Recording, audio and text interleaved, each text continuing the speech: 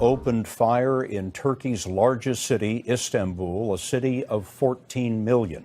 Military helicopters have opened fire in the capital city, Ankara.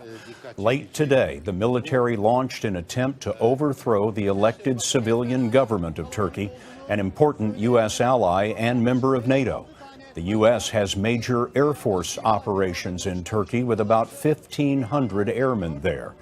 Turkey is important in the fight against ISIS in neighboring Syria.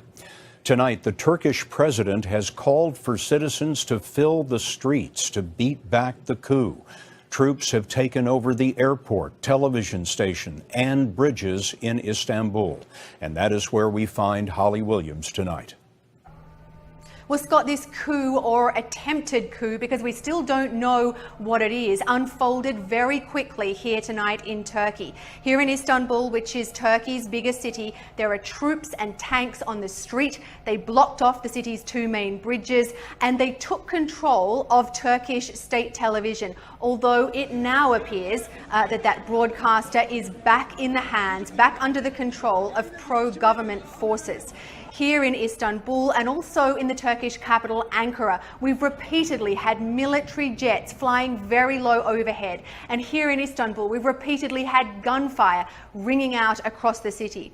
The Turkish state news agency is reporting that the Turkish parliament has been hit by a bomb and also that a military jet has shot down a helicopter that was being used by some of the officers behind the coup. Those reports are unconfirmed at this point. Also this evening, we heard from the Turkish president, Recep Tayyip Erdogan, speaking over his cell phone with Turkish television.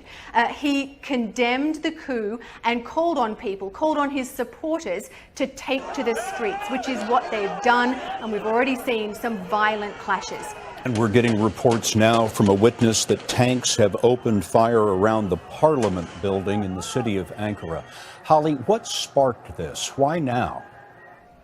Well, the answer to that, Scott, is really one man, President Recep Tayyip Erdogan, an extraordinarily controversial figure. He is loved by his supporters, but his critics accuse him of imposing his own conservative Islamic ideas on this country and in doing so, chipping away at their democratic freedoms. Now, the US government will be worried about further instability here in Turkey, and this evening the US government has reiterated its support for Turkey's democratically elected government. But for America, and especially recently, Recep Tayyip Erdogan has at times been a very difficult ally. The military is known for being secular. Erdogan has been in power since 2003. The Chinese Prime Minister has called on Japan to stop hyping up and interfering in the South China Sea dispute. Li Keqiang made the comments in a meeting with Japanese Prime Minister Shinzo Abe on the sidelines of a regional summit in Mongolian capital. The comments come as Japan has sided with the U.S. in the dispute, saying China must accept the ruling by the Hague Arbitration Court. On Tuesday, the court rebuked Beijing's claims to the South China Sea months after the Philippines brought an arbitration case against China. The Chinese government has boycotted the proceedings and refused to recognize the ruling.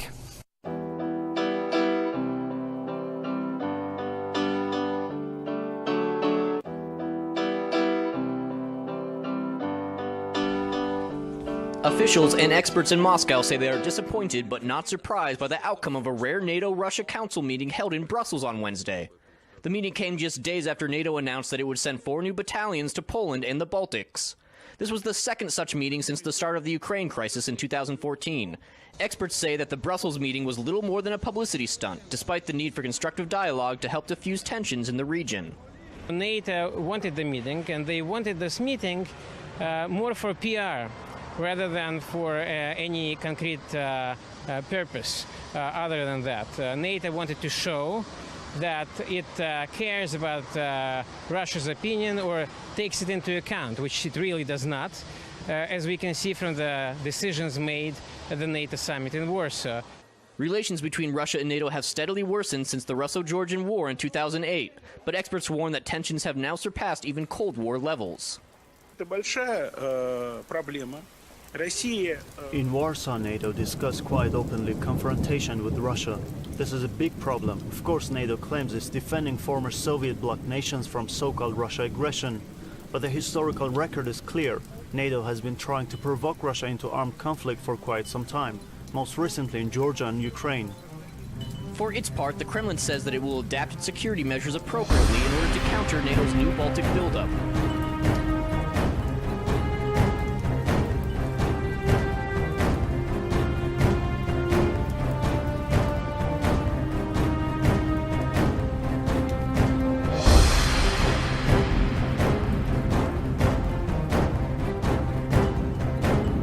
Well, it looks like Germany is drafting up war plans for the EU and NATO powers to face off against Russia.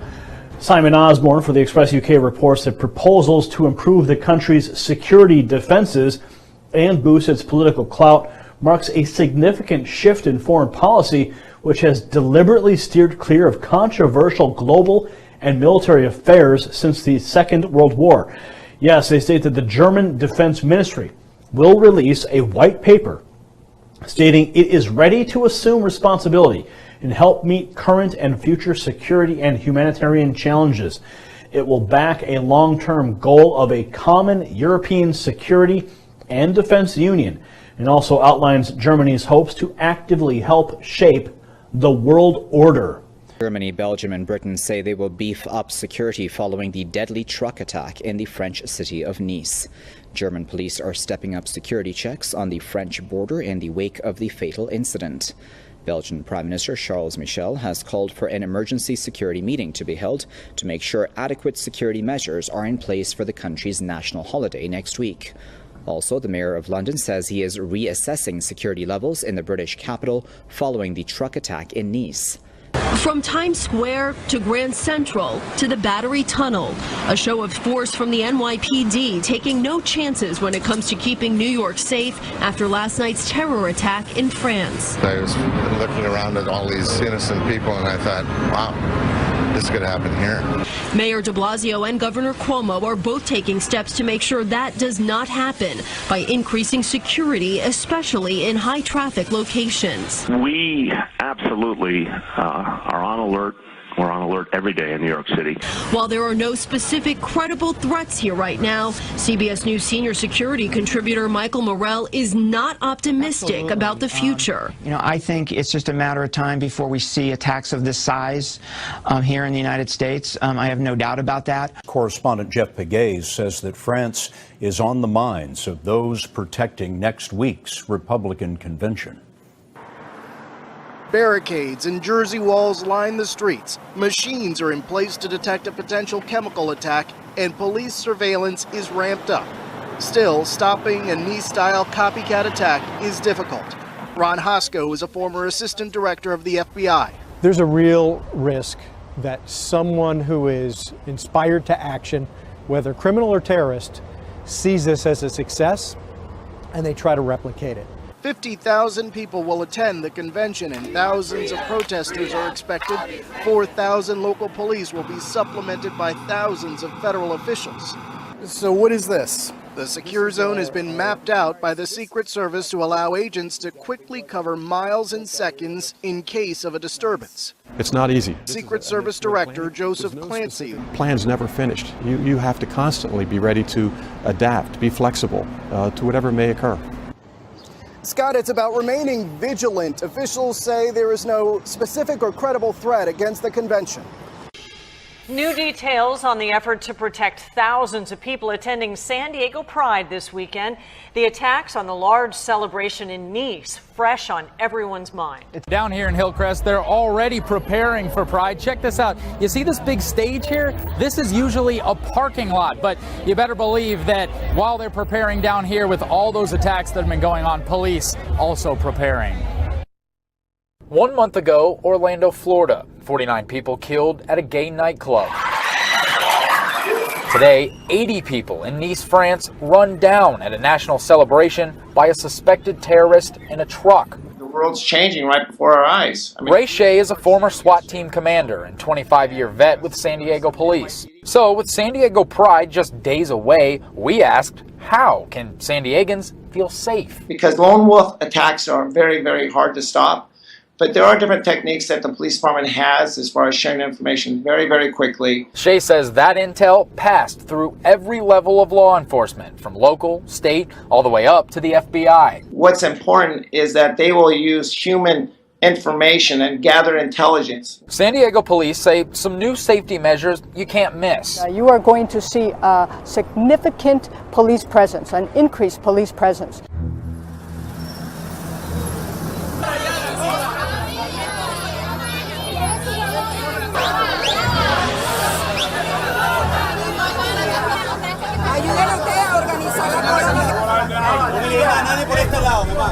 Está bien, buenísimo.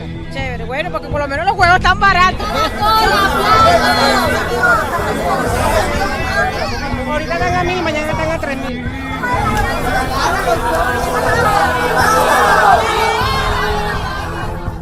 Thousands of Argentinians have rallied in the capital Buenos Aires to protest energy and electricity price hikes.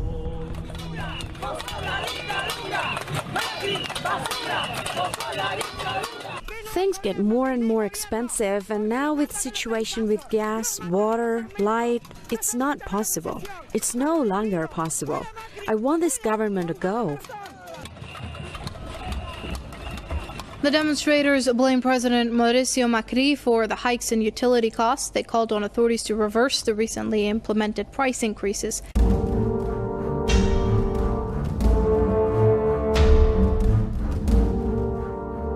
Right now, everything close to normal. As you said, the outage first reported at 1:17 this afternoon. Now, trains continue to run, but the problem caused serious delays on every single line. A long and stressful day for subway riders stuck in hot, muggy train stations, getting nowhere. It's a sweaty day for sure. There's no express trains, and then I just took about an hour to get from 86th Street to here. Here, Union Square, the frustration displayed all over social media. Strap hangers waiting and waiting everywhere, including at Penn Station, all because the power went out at the subway's nerve center in Manhattan that controls the trains by computer. Again, right now, trains running close to normal. The search is on for the exact cause of this outage. For the first time, the U.S. Congress has passed laws that require the food industry to label packaging to identify foods that carry GMOs or genetically modified organisms.